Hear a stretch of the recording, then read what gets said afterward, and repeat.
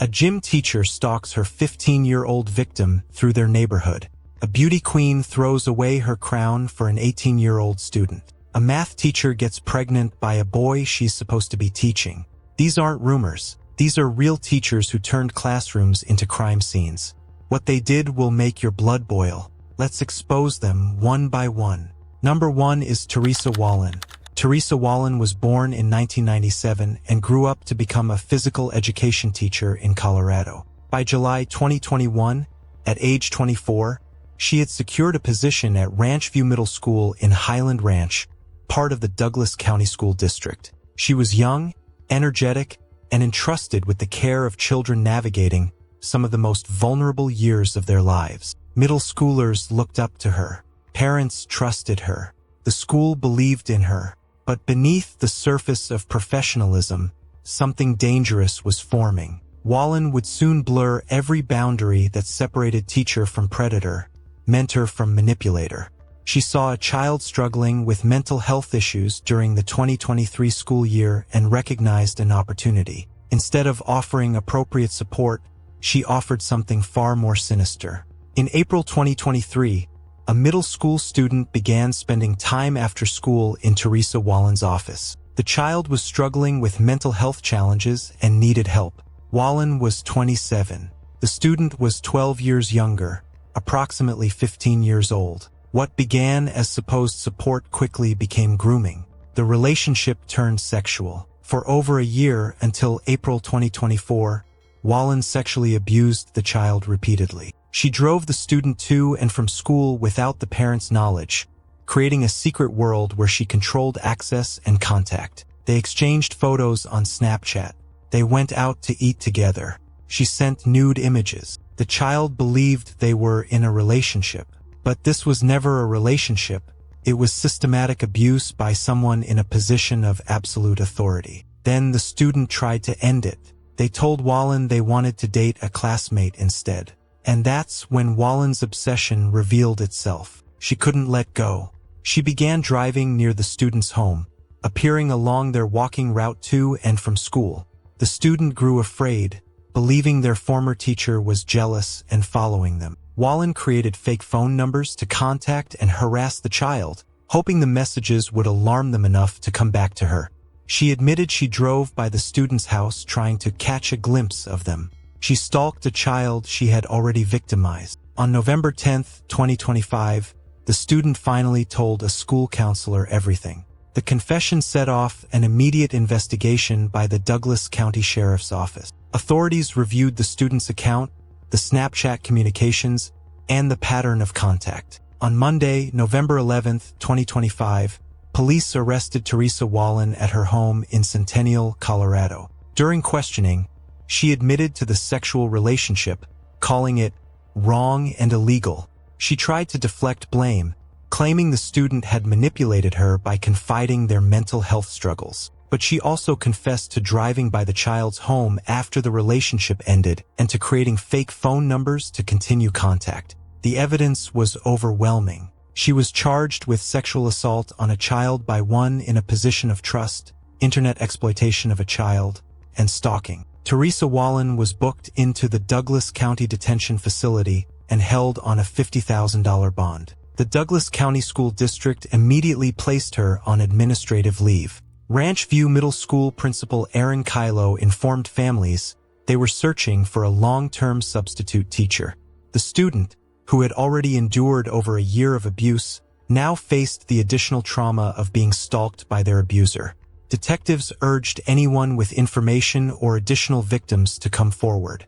As of November 2025, Wallen remains in custody awaiting trial. The investigation continues. She saw a vulnerable child and called it an opportunity. She saw abuse and called it a relationship. And when that child tried to reclaim their life, she stalked them through their neighborhood, unable to accept that her victim had escaped. Teresa Wallen didn't just betray her profession. She weaponized it. She used trust as a tool for manipulation and authority as a cover for predation. The student will carry these scars forever, but they found the courage to speak. Some teachers change lives for the better. Others destroy them and then refuse to let go.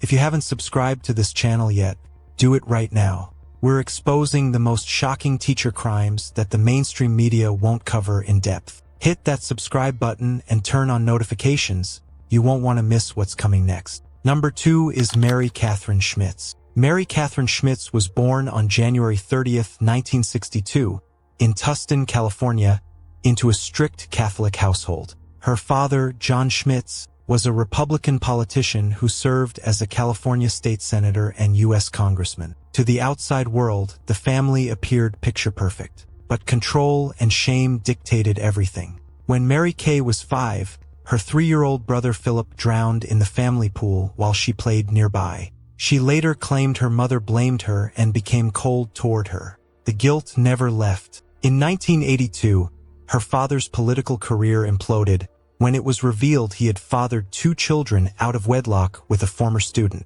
The hypocrisy was staggering. Mary Kay attended Arizona State University, where she met Steve Letourneau. She became pregnant, and under family pressure, they married in 1984. She later admitted she never loved him. They had 4 children, but the marriage was unhappy. In 1989, she began teaching at Shorewood Elementary School in Burien, Washington. In September 1991, Mary Kay Letourneau first met Vili Foileau when he was her 2nd grade student.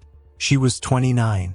He was 7. In fall 1995, Foileau was assigned to her 6th grade class. He was 12. She was 34. That summer, Foileau began spending time at her house for school projects. She later admitted she began fantasizing about him. In June 1996, police found them in a car at a marina. They gave false names. Foileau lied about his age, claiming he was 18. His mother vouched for Letourneau as a trusted teacher. The police dropped it. By September 1996, Letourneau was pregnant with Foileau's child. In February 1997, her husband found love letters she had written to the boy. A relative contacted police. On March 4, 1997, Letourneau was arrested and charged with 2nd-degree child rape. She gave birth to Foileau's daughter in May 1997 while awaiting sentencing. Through a plea deal, she received 6 months in jail with 3 months suspended and a lifetime no-contact order with Foileau. 1 month after her January 1998 release, police found her in a car with Foileau again. Officers found $6,200 in cash, baby clothes, her passport, and receipts for clothing. Authorities believed they were planning to flee. The judge revoked her plea agreement and reinstated the maximum sentence, 7.5 years in prison. In October 1998, while incarcerated, she gave birth to Foileau's 2nd daughter. She spent 18 of her first 24 months in solitary confinement for rule violations, including attempting to send letters to Foileau. Meanwhile, Foileau dropped out of high school. His mother gained custody of his 2 daughters. He struggled with suicidal depression and alcoholism, attempting suicide in March 1999. In 2002, his family sued the school district for failing to protect him. After a 10-week trial, no damages were awarded. Letourneau was released on August 4, 2004, and registered as a Level 2 sex offender. Foileau, now 21, petitioned the court to lift the no-contact order. On May 20, 2005, they married in Woodinville, Washington. They sold exclusive rights to their wedding video to Entertainment Tonight. The marriage lasted 14 years. In May 2017, Foileau filed for separation but withdrew it. They finalized their legal separation in August 2019. A source close to Foileau said he finally realized the relationship was never healthy. On July 6, 2020, Mary Kay Letourneau died of colorectal cancer at her home. She was 58. Foileau was by her side. Mary Kay Letourneau called it love. The law called it rape. She was a 34-year-old teacher. He was her 12-year-old student. She groomed him, manipulated him, and destroyed his childhood. Society watched as the victim married his abuser and called it a love story. She died believing she had done nothing wrong. He spent years realizing he never had a choice. Number 3 is Deborah Jean Beasley. Deborah Jean Beasley was born on August 28, 1980, in Riverview, Florida. She attended East Bay High School, where she dated pop star Nick Carter and had a relationship with a female classmate. Her parents withdrew her because of the latter relationship. She graduated from Bloomingdale High School in 1998 and worked briefly as a pin-up model. In April 2001, while attending the University of South Florida, tragedy struck. Her 5 months pregnant older sister Angela was killed by a drunk driver. Army Captain Joseph Petrowski crashed his Jeep into Angela's car. He was convicted and sentenced to 30 years. The trauma devastated Deborah, but she graduated with a degree in English in 2002. She was hired as an English teacher at Angelo L. Greco Middle School in Temple Terrace. On July 19, 2003, she married Owen Lefave. She was 23, attractive, and quickly gained a reputation among male students as the hot teacher. In April 2004, Deborah Lefave first met a 14-year-old student known as MM at a school tag football game. Though he wasn't in her class, he knew of her reputation. He and his friend approached her. She loved the attention. She began visiting their games, buying them candy, inviting them to her portable classroom. She started dressing provocatively in short skirts and low-cut shirts. In May 2004, Lefave chaperoned a graduation trip to SeaWorld Orlando. Her husband was also on the trip, but she got closer to MM. She put him in detention to spend time alone. She asked him to stay after school. They allegedly kissed. When he asked her to flash him, she lifted her shirt. Later, alone, they kissed again on the last day of school. Lefave attended a student party as the only teacher present. MM introduced her as his girlfriend. After driving other students home, she gave him her phone number and talked about having sex. During summer break, she regularly drove him to activities, kissing him in the car. She told him she had feelings for him and couldn't stop thinking about him. She admitted she was having marital issues and was turned on by the fact that having sexual relations with him was not allowed. Between June and July 2004, Lefave had sex with MM on 4 occasions. Once at her townhouse, once in her classroom, and multiple times in the back seat of her Isuzu Rodeo. She gave him a pewter butterfly pendant engraved with hope. She talked about quitting her job to follow him to high school, getting married once he turned 18. The relationship ended when they visited MM's cousin in Ocala. His aunt saw them together and alerted his mother. Under questioning, MM admitted the truth. Temple Terrace police recorded conversations between Lefave and MM to secure a confession. Officers had MM arrange a meeting at his house. When she arrived, police arrested her. She was charged with lewd and lascivious battery in 2 counties, facing 5 to 15 years for each count. Before trial, MM's mother learned court TV plan to cover the case and wouldn't keep her son's identity private. The publicity was traumatizing him. His family decided prison wasn't worth the emotional damage. Lefave's attorney, John Fitzgibbons, made a notorious statement.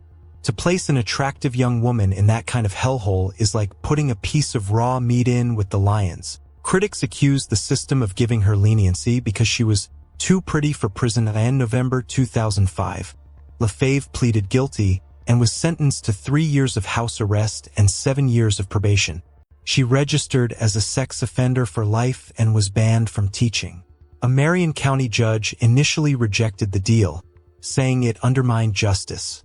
Prosecutors dropped those charges, citing psychologist testimony that a trial would traumatize MM for 8 years. In December 2007, Lefave violated probation by speaking with a 17-year-old coworker.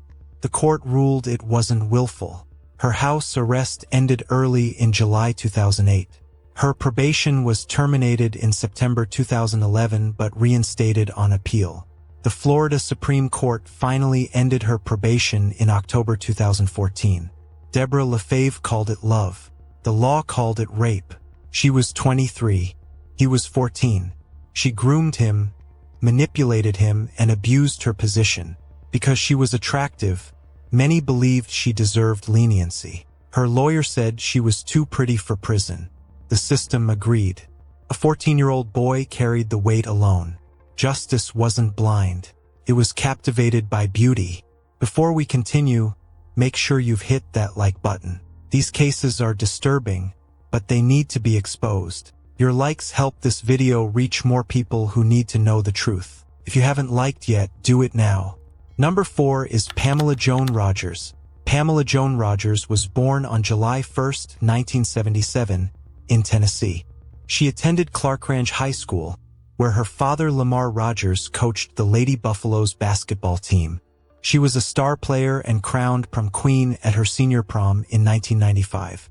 She attended Tennessee Technological University and Cumberland University, playing basketball for both schools. She also worked as a bikini model, appearing in Harley-Davidson advertisements and as Miss Nitro at a WCW Monday Nitro event.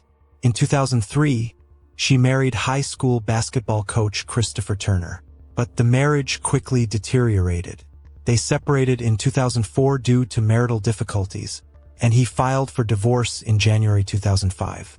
By then, Rogers was working as an elementary school physical education teacher and coach at Centertown Elementary School in McMinnville, Tennessee. She was attractive, athletic, and about to destroy a child's life. In early November 2004, a 13-year-old boy in Rogers' PE and basketball class began flirting with her and making sexual suggestions. Rogers, in the midst of her crumbling marriage, enjoyed the attention. She entertained his advances. During a text message exchange with the student while his friend was present, Rogers texted, "I think you're cute." The boy, excited and disbelieving, looked to his friend for advice before texting back, "I think you're hot." From that moment, the relationship became sexual. The boy had a girlfriend his own age. When he met Rogers, he ended that relationship to be with his teacher. Over a 3-month period, Rogers engaged in vaginal intercourse, oral sex, and digital penetration with the 13-year-old on more than 12 occasions. They had sex at his home, at her apartment, even in the school gym. At one point, while the boy's friend was visiting the school, Rogers revealed to him that she and the student had indeed had sex in the gym. She was 37 years old. He was 13. She was his teacher. He was her student. She had all the power. He had none. On February 4, 2005, Rogers was arrested and charged with 15 counts of sexual battery by an authority figure and 13 counts of statutory rape. On August 12, 2005, she pleaded no contest to 4 charges of sexual battery. She was given an 8-year suspended sentence, 270 days in Warren County Jail, followed by 7 years and 3 months of probation. She was ordered to surrender her teaching certificate, register as a sex offender for life, and was barred from profiting from the case through books or interviews for 8 years. But she couldn't stop. On April 24, 2006, Rogers was arrested again. While on probation, she had sent the same boy text messages, nude photos, and sex videos of herself using her father's cell phone. She also contacted him via blogs and websites. On July 14, 2006, she appeared in court tearfully begging for mercy. She told the judge, "I have humiliated myself. What I did was wrong. I am willing to do anything to rehabilitate myself." She asked for local incarceration with therapy. Circuit Judge Bart Stanley denied her request, saying, "You have done everything except show this court that you wanted to rehabilitate yourself." He revoked her probation and sentenced her to 7 years in prison at the Deborah K. Johnson Rehabilitation Center.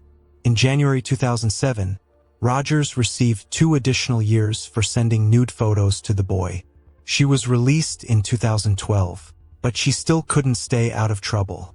On May 28, 2015, she was indicted for conspiring to smuggle cell phones into the state prison where she had previously been incarcerated. She was sentenced to 8 years in prison. She was released sometime between 2024 and 2027.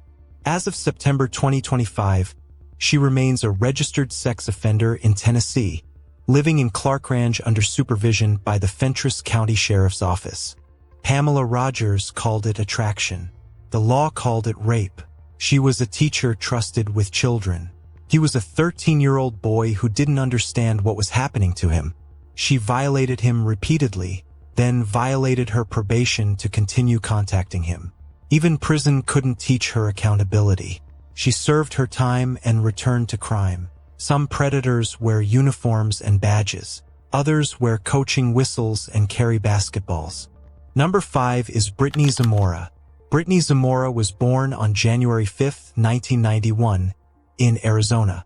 Little is publicly known about her childhood or early life, but by her mid-20s, she had achieved what many consider a stable, respectable career. She became a 6th grade teacher at Las Brisas Academy in Goodyear, Arizona. She married Daniel Zamora, and to the outside world, everything appeared normal. She was young, 27 years old, with a teaching certificate and a classroom full of children who trusted her. But behind the smile and lesson plans, something dark was taking shape. She wasn't looking at her students as children. She was looking at them as opportunities. In early 2018, Britney Zamora began texting a 13-year-old boy in her 6th grade class. The messages started innocently enough during a school break, but they quickly escalated. She sent him sexually charged texts. When he texted that he wanted to have sex with her, she responded, "I know, baby. I want you every day with no time limit." In another message, she wrote, "If I could quit my job and have sex with you all day long, I would." She sent him naked photos and pictures of herself in lingerie. The texts turned into action. One day, Zamora played an educational video during class. While her students watched the screen, she and the 13-year-old fondled each other in the back of the classroom. On another occasion, the victim and his friends stayed after school to prepare for a talent show. When they were alone with Zamora in her classroom, she began kissing the boy. She asked his friend to stay in the room and act as a lookout. Then she had sex with the 13-year-old while his classmate watched. "They were just doing it," the friend later told police. "It was very uncomfortable." The relationship continued. Zamora had at least one sexual encounter with the victim at school while another minor was present in the room. She wasn't ashamed. She wasn't careful. She was brazen, grooming and abusing a child under the guise of being his teacher. On March 21, 2018, the boy's parents contacted police. His stepmother had noticed he was acting suspiciously, wanting to shut his door at night. She installed a parental monitoring app called Sentry on his phone and began receiving alerts about inappropriate texts. When she confronted him, the boy admitted he had sexual contact with Zamora. Police recorded conversations between Zamora and the victim to gather evidence. They confirmed she had unprotected sex with him multiple times. When officers had enough, they had the boy arrange a meeting with Zamora. When she arrived, they arrested her. Zamora was initially charged with 2 counts of molestation of a child, 1 count of furnishing harmful material, and 9 counts of sexual conduct with a minor. Before her arrest, she called the victim's parents repeatedly, trying to convince them not to tell police. It didn't work. In 2019, Britney Zamora pleaded guilty to sexual conduct with a minor, attempted molestation of a child, and public sexual indecency. On July 12, 2019, she was sentenced to 20 years in the Arizona State Prison Complex without the possibility of parole. She surrendered her teaching certificate in December 2018 and will never teach again. After her release in 2038, she will be on probation for life and must register as a sex offender. In May 2020, while imprisoned, Zamora filed for divorce from her husband Daniel, claiming their marriage was broken beyond repair, with no hope of reconciliation. She relinquished her stake in the family home and all communal property. They had no children together. Britney Zamora told a 13-year-old boy she wanted him every day with no time limit. She groomed him, abused him, and forced his friend to watch. She used her position as a teacher to prey on a child who trusted her. She didn't care about the damage she caused. She cared about her desires. Now she sits in prison serving 20 years. But the boy she abused will carry those scars forever. Justice was served, but the trauma remains. We're halfway through this list, and it only gets more disturbing from here.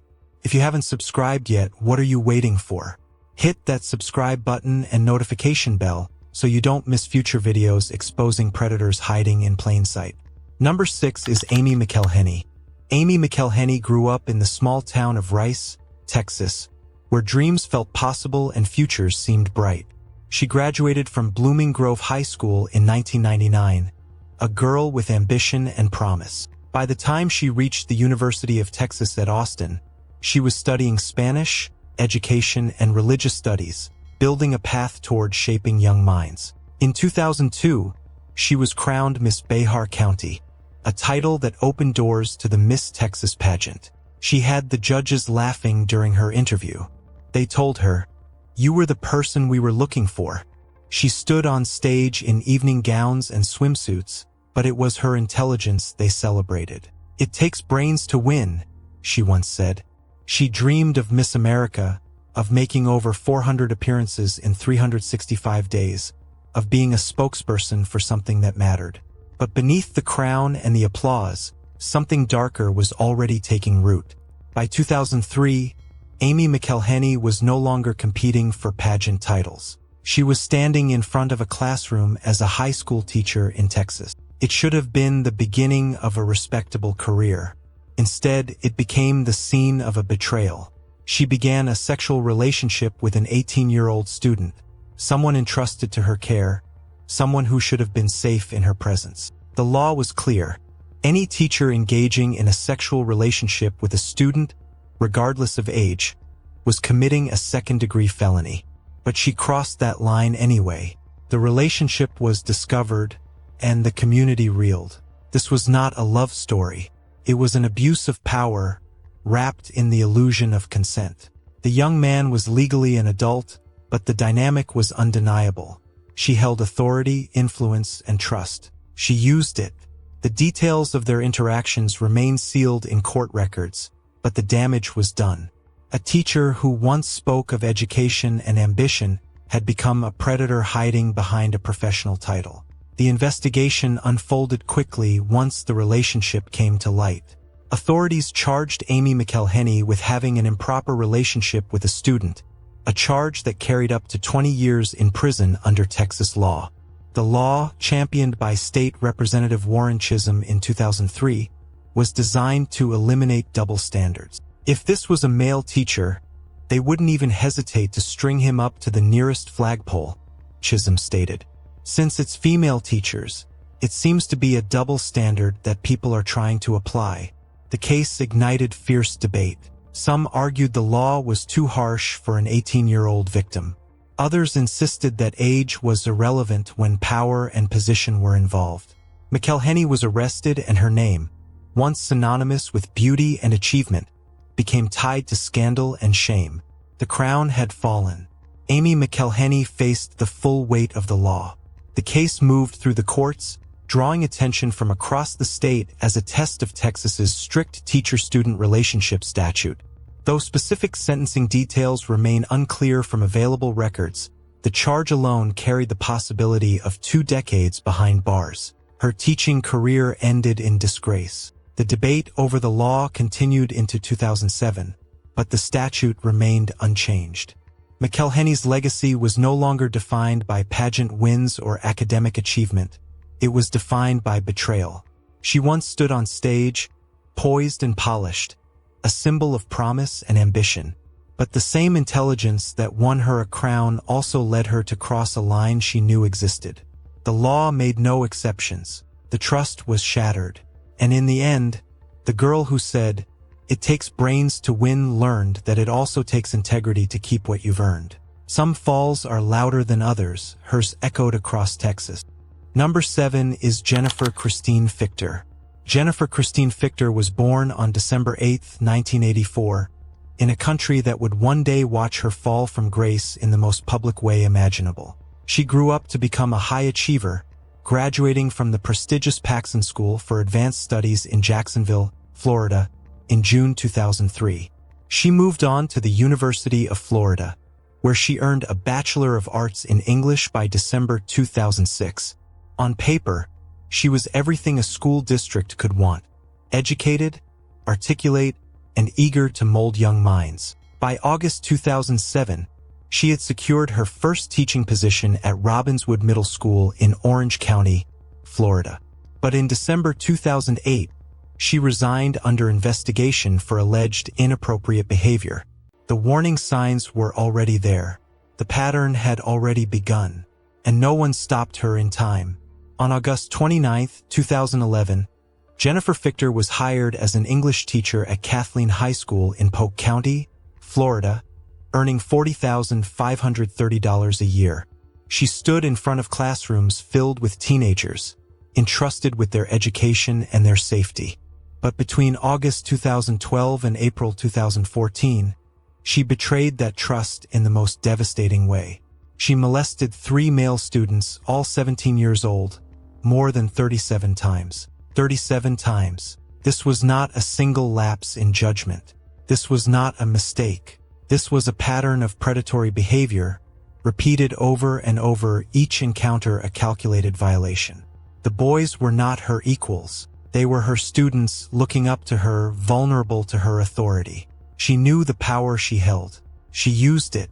The encounters happened again and again, hidden behind closed doors, wrapped in secrecy and manipulation. While parents trusted her with their children, she was destroying lives. While the school believed in her professionalism, she was preying on the very students she was supposed to protect. The crimes escalated, unchecked, until the truth finally surfaced in April 2014. The investigation moved swiftly once the allegations came to light. On April 22, 2014, the Polk County School Board fired Jennifer Fichter. She was arrested and charged with multiple counts of sexual battery against minors. By June 7, 2014, she sat in the Polk County Jail, her bond set at $520,000. The evidence was overwhelming. 3 victims, 37 incidents, a career built on trust, shattered by repeated abuse. The case went to trial, and on July 2, 2015, she was convicted. Judge Glenn T. Shelby looked at her across the courtroom and called her exactly what she was, a predator. He sentenced her to 22 years in prison. The sentence sparked immediate controversy, particularly in Europe, where many considered it too harsh. But in the courtroom that day, the message was clear: power abused is power punished. The victims had been heard. Justice, however imperfect, had been served. Jennifer Fichter is currently incarcerated at Gadsden Correctional Facility in Florida. She is designated as a sexual offender under Florida law. Her release date is January 19, 2035, when she will be 50 years old. The sentence remains one of the longest ever handed down to a female teacher convicted of sexual crimes against students. Some called it excessive. Others called it necessary. But for the 3 young men whose lives she altered forever, no sentence could undo what was done. No amount of time could erase the memories of a teacher who crossed every line. She had every advantage: education, opportunity, a career designed to make a difference. But instead of lifting her students up, she dragged them into darkness. 37 times she made the same choice. 37 times she chose herself over the children in her care. The courtroom called her a predator, and the law gave her 22 years to think about what she had done. But the real question remains: how many warnings were ignored before she was finally stopped? Some monsters don't announce themselves. They stand at the front of the classroom, holding a lesson plan in one hand and a secret in the other. Make sure you've liked this video if you're still watching. These stories are hard to hear, but they're important. Your like helps push this content to people who need to see it. If you haven't liked it yet, hit that button right now. Number 8 is Pamela and Wogers. Pamela and Wogers was born on August 16, 1967, in Coral Gables, Florida. She grew up in Miami before moving to Derry, New Hampshire, in 8th grade. At Pinkerton Academy, she was a cheerleader, popular and ambitious. She attended Florida State University, earning a communications degree and hosting a college radio show as the Maiden of Metal. In December 1986, she met Gregory Smart. They married in 1989, but 7 months later, their marriage began to fracture. Pamela took a job as a media coordinator at Winnicott High School in Hampton, New Hampshire. There, at a drug awareness program called Project Self-Esteem, she met 15-year-old sophomore William "Billy" Flynn. She was 22. He was a child, and she saw an opportunity. Pamela Smart seduced a teenage boy and turned him into a killer. She told Flynn she couldn't leave her husband. She'd lose everything in a divorce. But if Greg were dead, they could be together. On May 1st, 1990, Flynn and 3 friends entered the Smarts' dairy condominium. Patrick Randall held a knife to 24-year-old Greg Smart's throat. Flynn fired a single shot to the head. The scene was staged as a burglary. That night, Pamela came home and found her husband's body. She screamed. She called police. She played the grieving widow perfectly. But her friend Cecilia Pierce had heard too much. When police approached Pierce, she agreed to wear a wire. The recordings captured Pamela making devastating statements about the murder and Flynn, contradicting everything she'd told investigators. The case unraveled quickly. An anonymous tip led police to Pierce. The recordings were damning. Then Latime's father found a .38 caliber pistol and brought it to authorities. On August 1st, 1990, Detective Daniel Pelletier approached Pamela in her school parking lot. "The good news is we've solved your husband's murder," he said. "The bad news is you're under arrest for first-degree murder." Her trial began March 4th, 1991, one of the first fully televised in U.S. history. Prosecutors called her an evil woman bent on murder. Flynn and his friends testified against her in exchange for plea deals. On March 22, 1991, the jury found her guilty of accomplice to first-degree murder, conspiracy to commit murder, and witness tampering. Pamela Smart received life without parole. She's incarcerated at Bedford Hills Correctional Facility in New York. In 1996, inmates beat her severely, fracturing her nose and eye socket. She takes chronic pain medication and has contemplated suicide. For decades, she claimed innocence. But on June 11, 2024, seeking sentence reduction, she finally accepted responsibility for her husband's death. All appeals and parole requests have been denied. As of 2025, she remains imprisoned. Meanwhile, all 4 co-conspirators have been released, including Flynn and Randall in June 2015 after 25 years. She was 22 when she whispered murder into a 15-year-old's ear. She never fired the gun. She loaded it with manipulation and lies. Greg Smart died because his wife wanted freedom without consequence. The law gave her life without parole. She spent over 3 decades behind bars while the boys she controlled walked free. In 2024, she finally admitted responsibility. But was it remorse or another performance? Some people kill with their hands. Others kill with their words. The most dangerous ones never get their hands dirty at all. Number 9 is Rebecca Joynes. Rebecca Joynes was born on December 30th, 1993, in England. She became a math teacher at a Greater Manchester high school in 2018, educated, ambitious, and trusted with shaping young minds. But in 2021, at age 28, everything changed.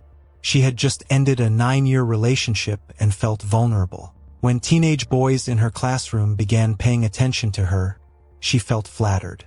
Instead of enforcing boundaries, she welcomed it. She laughed off inappropriate comments. She encouraged flirtatious behavior. She was the adult in control, and she knew exactly what she was doing. It started with a math problem. Joynes gave a 15-year-old student, boy A, all but 1 digit of her phone number, telling him to solve for the missing number. They connected on Snapchat. Messages turned flirtatious. They met in secret.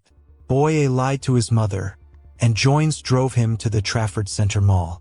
CCTV captured her smirking as she bought him a 350-pound Gucci belt.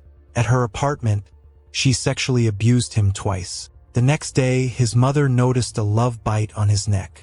She stormed into the school. Police were called. Joynes was arrested in October 2021 and bailed with one condition: no contact with anyone under 18. She violated it immediately. She began messaging another 15-year-old, boy B, on Snapchat. She had sex with him repeatedly, telling him she couldn't get pregnant. She planned date nights with rose petals and surprises. One surprise was a baby onesie reading Best Dad. She was pregnant. Boy B was 15, and another life was shattered. The evidence was damning.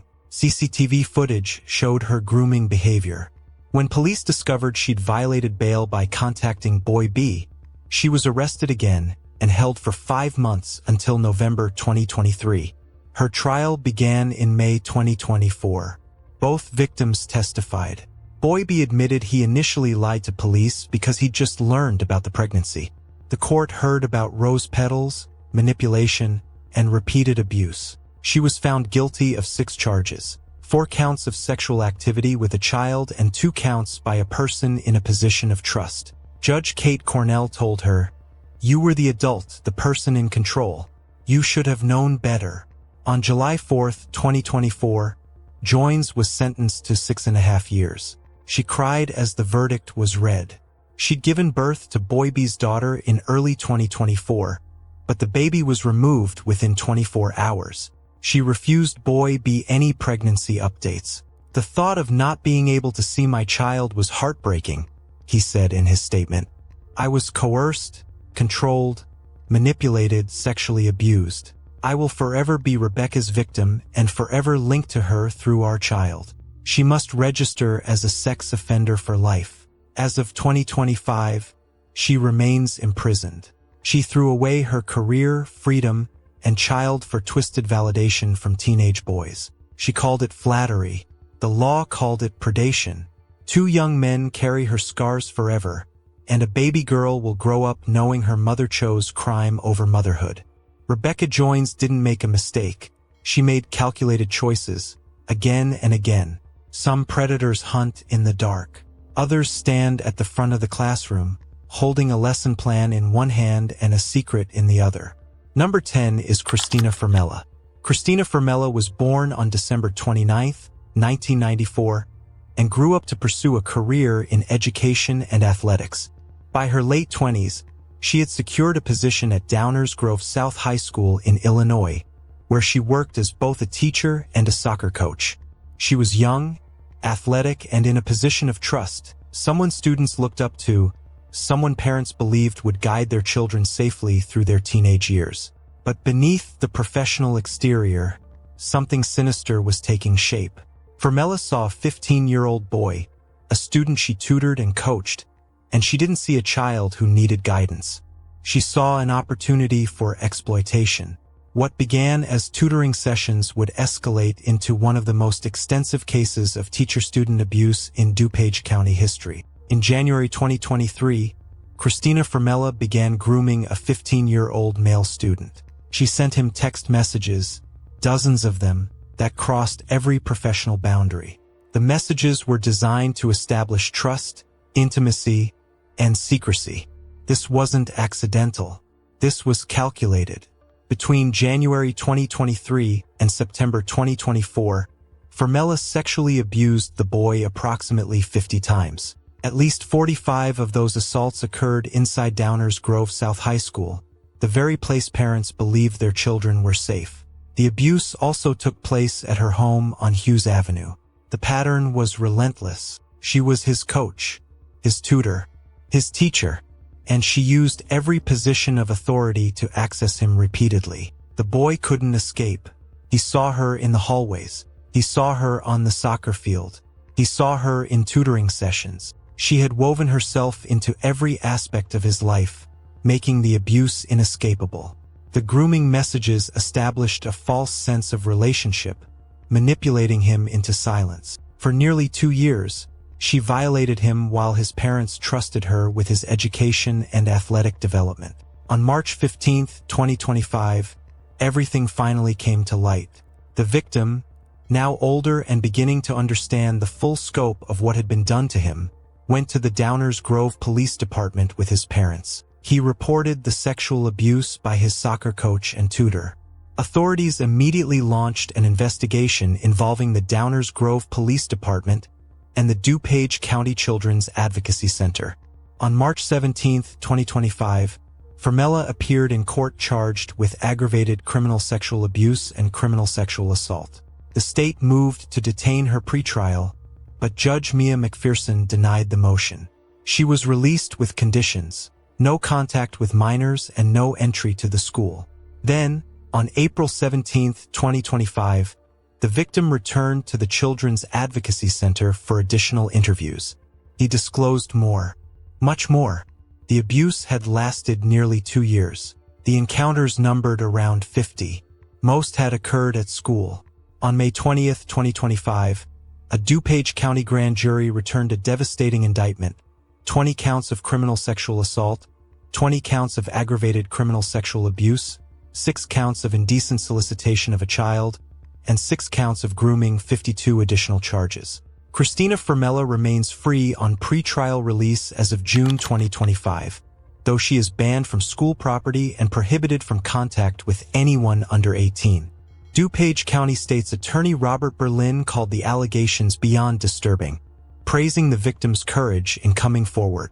The victim's mother had discovered text messages on her son's phone, evidence that would become central to the prosecution's case. Formella's next court appearance is scheduled for August 4, 2025, before Judge Mia McPherson.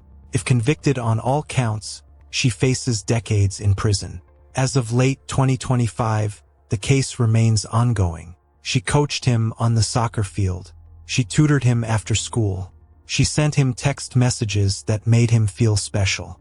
And then she abused him 50 times over nearly 2 years, most of it inside the school building where he was supposed to be learning and growing. Christina Formella didn't just betray her profession. She systematically destroyed a child's sense of safety, trust, and childhood itself. The victim finally found his voice, but the scars will remain long after the verdict. Some predators wear whistles and carry grade books. They hide in plain sight, trusted by everyone, destroying lives one text message at a time. 10 teachers, 10 classrooms turned into crime scenes. 10 lives destroyed by people who were supposed to protect, educate, and inspire. These aren't isolated incidents, they're a pattern. And the question we have to ask is, how many more are out there hiding behind desks and lesson plans? If this video shocked you, angered you, or made you think twice about who you trust with your children, hit that like button right now. And if you haven't subscribed, you need to. We're exposing the predators the world tries to forget. Subscribe and turn on notifications so you never miss an upload. Drop a comment below. Which case shocked you the most? And what do you think the punishment should be for teachers who abuse their students? Thanks for watching. Stay vigilant. Stay informed. Because evil doesn't always look like what you'd expect. Sometimes it wears a smile, holds a grade book, and stands at the front of the classroom. See you in the next one.